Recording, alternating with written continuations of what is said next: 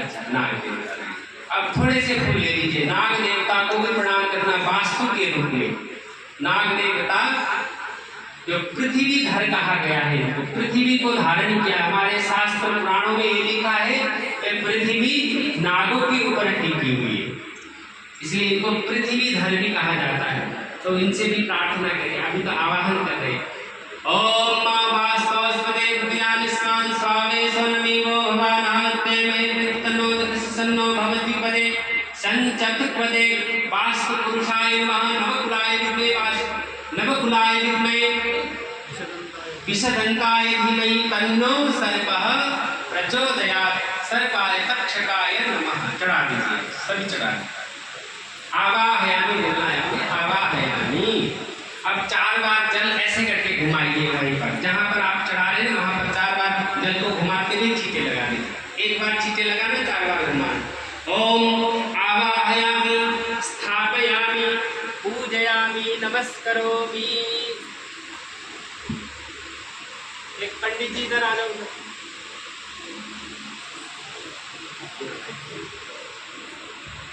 अब इसके बाद आपने आवाहन किया, भगवान को विराजमान कराया। अब हाथ में इसी तरह से फूल ले लीजिएगा। आप ध्यान करना है। ध्यान का मतलब होता है भगवान का स्वरूप और उनके विशेषता। तो हमने गणेश जी की पूजा कर ली है, अब वरुण देवता की पूजा करनी है। तो उनसे प्रार्थना करना कि हे वरुण देवता, आप में सारे तीर्थ विराजमान है, आप में सारे गंगा आदि नदियाँ विराजमान है। तो जल का स्वभाव है शीतलता, तो हमारे मन को भी शीतलता प्रदान करिए, हमारे पापों को भी क्षय करिए। क्योंकि हम लोग चलते फिरते बोलते कई बार हमसे पाप हो जाता है, जाने अनजाने में। आप चलते हैं तो कई सारी चीजें भी तो बनती हुई है ना, हत्या तो हत्या है।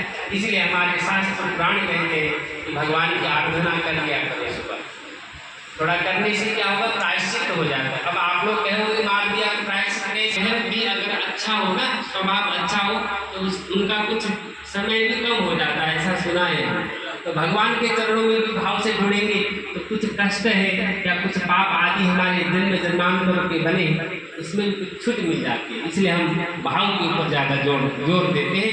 तो भाव बनाइएगा।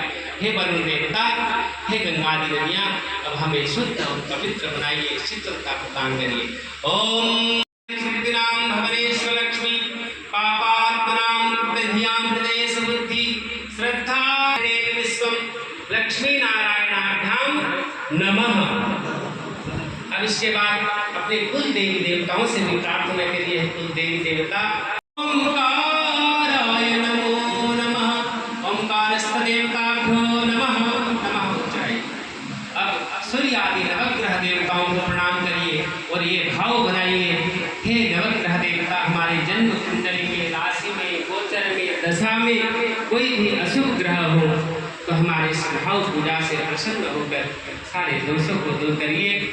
ओम सूर्य शौर्य मथिन दुरच्च पदविन सन्मंगलम मंगलः सद्बुद्धिं च बुधो गुरुस्य गुरुतां शुक्रः शुक्रं संसरि राहुर्बाहुबलं करोतु सततं केतु पुनश्चन्नतिं नित्यं प्रीतिकरा भवन्तु मम ते सर्वे अनुकूला ग्रहा आदित्यादि नवग्रह देवता प्रत्यादि देवताभ्यो नमः। अब नाग देवता से प्रार्थना करिए, हे वास्तु देवता, हमारे घर में सुख शांति हो। और इनसे प्रार्थना की गई कि हमारे घर में कभी कोई अन्न की कमी न हो, धन की कमी न हो, ऐसे प्रार्थना किया गया है नाग देवता और वास्तु देवता से।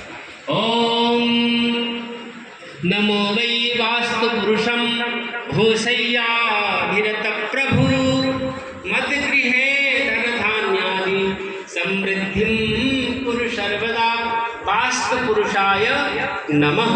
नमः बोलते हुए चढ़ाइए। अब इसके बाद चतुष्षष्ठी योगिनियां हैं, उनको भी प्रणाम करिए। ओम योगे योगे तपस्तरन वाजे वाजे हवावहे सखाय इंद्रमूर्तये योगिनीभ्यो नमः। सभी चढ़ा दीजिए। 4 बार जल की छींटे लगाइए वहीं पर। 4 बार जल चढ़ाने का मतलब ही समझ लीजिए, पहले में भगवान के चरण धो रहे हैं, दूसरे में भगवान के हाथ, तीसरे में भगवान के मुखमंडल, चतुर्थ बार में भगवान के शरीर या सभी सर्वांग की पूजा कर रहे हैं, स्नान करवा रहे हैं। और कराने का भाव है दही, दूध, घी, शहद, शक्कर आदि मिक्स किया गया। बीड़ियां फूकी जाओ तुम